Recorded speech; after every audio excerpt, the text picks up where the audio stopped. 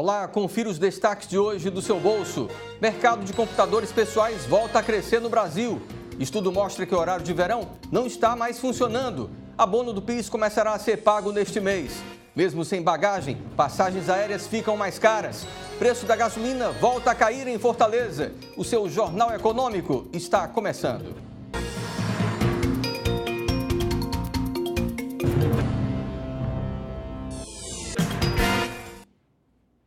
As vendas de computadores voltaram a ficar aquecidas de acordo com uma empresa de inteligência e consultoria.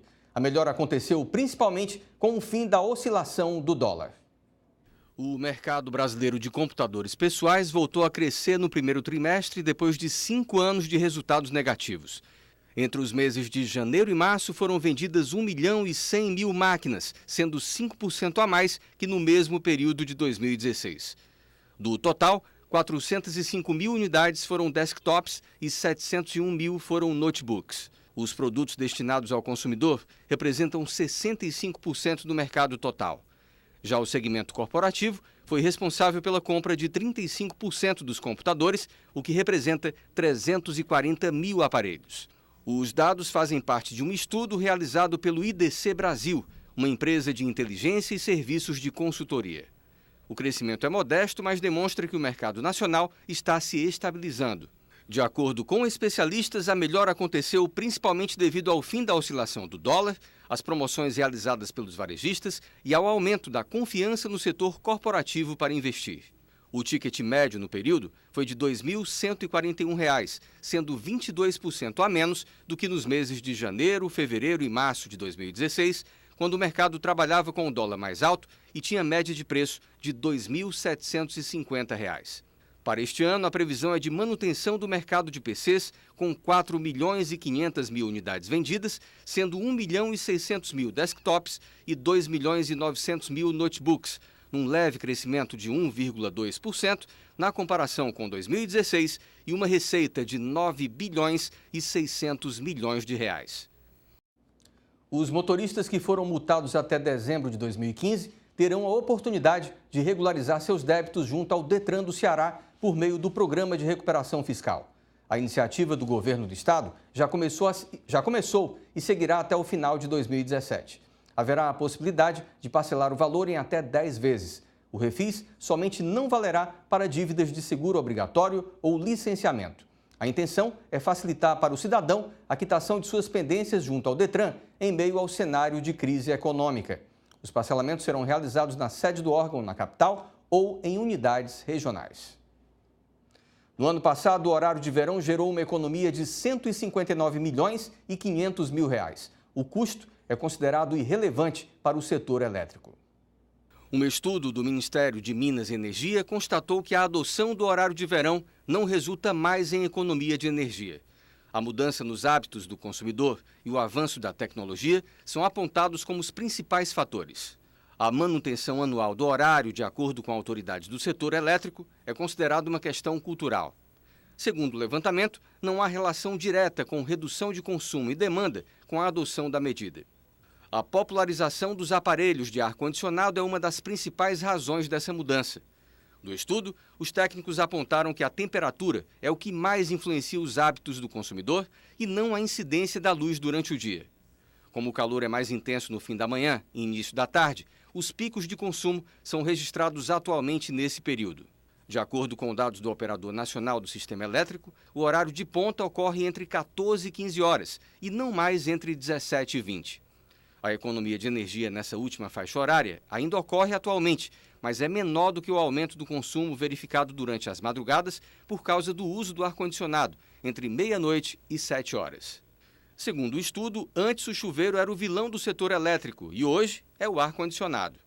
No ano passado, o horário de verão durou 126 dias e gerou uma economia de R$ 159.500.000 ao sistema ao reduzir o acionamento de usinas termoelétricas. O custo é considerado irrelevante para o setor. A primeira vez que o país adotou o horário foi em 1931. Desde 1985, ele passou a ser aplicado todos os anos. Nesta segunda, o dólar fechou em queda de 0,23%, cotado em R$ 3,30 na venda, depois de duas altas seguidas. O euro também terminou a sessão em queda de 0,64%, valendo R$ 3,75. Já a Bovespa registrou a quarta alta seguida e fechou com valorização de 0,6% aos 63.279 pontos. Esse foi o maior nível de fechamento desde 30 de maio. Influenciou no avanço da sessão o desempenho dos papéis da Vale, que subiram mais de 2%. Banco do Brasil, Bradesco e Itaú Unibanco também fecharam com ganhos. A quantidade de carne exportada pelo Brasil no primeiro semestre caiu 6,5% na comparação com o mesmo período do ano passado. O resultado compreende todos os tipos de carne, de frango, suína e bovina. Mesmo com o recuo do volume embarcado, o preço das exportações aumentou 4,3%. Com isso, os exportadores brasileiros venderam uma quantidade menor, mas com preços maiores na comparação com 2016. Nos primeiros 6 meses deste ano, o Brasil já vendeu para o exterior 6 bilhões e 900 milhões de dólares em carnes, representando um embarque de 3 milhões e 100 mil toneladas. As passagens aéreas ficaram 21% mais caras nos 12 meses encerrados em junho. No período, a inflação oficial foi de apenas 3,52%.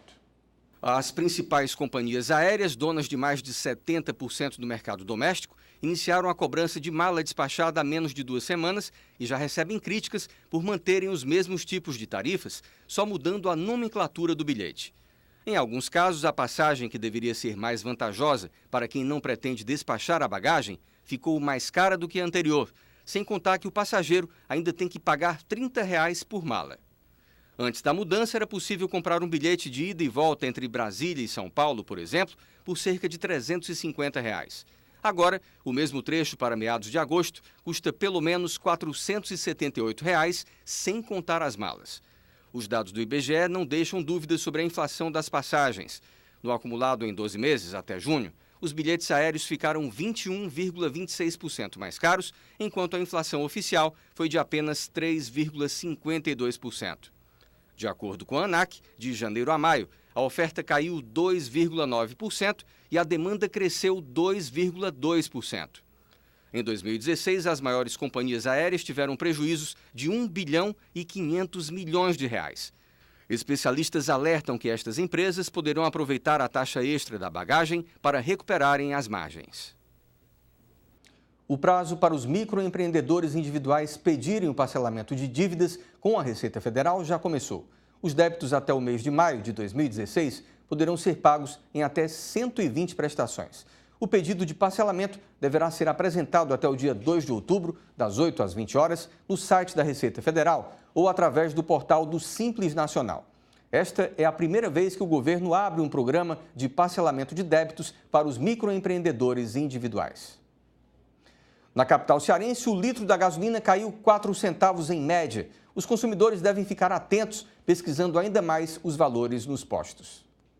O recuo dos preços dos combustíveis para o consumidor final ficou bem abaixo do esperado em Fortaleza, depois do anúncio da Petrobras de redução do preço médio nas refinarias da gasolina em 5,9% e do diesel em 4,8%. Alguns postos na capital já começaram a reduzir os valores, mas o litro da gasolina comum está sendo comercializado em média a R$ 3,73, cerca de 0,5% a menos, numa diferença de apenas 4 centavos.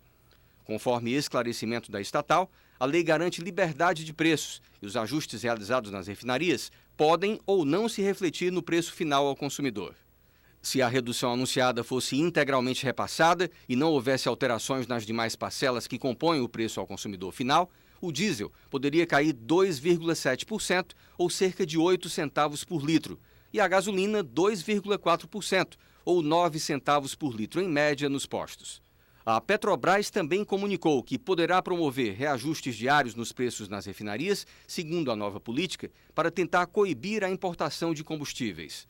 Eles vinham sendo realizados em média uma vez por mês. Com isso, os consumidores devem ficar ainda mais atentos e pesquisar mais os preços entre os postos.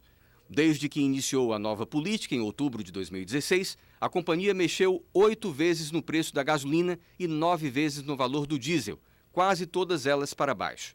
Mesmo assim, vem perdendo mercado para importação por empresas privadas. Nos primeiros 4 meses do ano, a produção das refinarias atingiu o menor nível da década, enquanto a fatia de produtos importados chegou perto de 20% das vendas de combustíveis no país. Olha, a partir deste mês, quem trabalhou em 2016 com carteira assinada poderá ter direito a receber o abono salarial do PIS/PASEP de até R$ 937. Para ter direito ao benefício, é preciso ter trabalhado por pelo menos 30 dias no ano passado, ganhando até 2 salários mínimos em média por mês. O trabalhador também deve estar inscrito no PIS/PASEP há 5 anos. Quem nasceu entre julho e dezembro receberá o dinheiro ainda neste ano. Nascidos entre janeiro e junho terão direito ao recebimento no ano que vem. O prazo terminará no dia 29 de junho de 2018. A nossa edição de hoje do Seu Bolso está terminando. Lembrando que você pode se comunicar conosco por e-mail ou pelo WhatsApp. Obrigado mais uma vez pela companhia e até amanhã.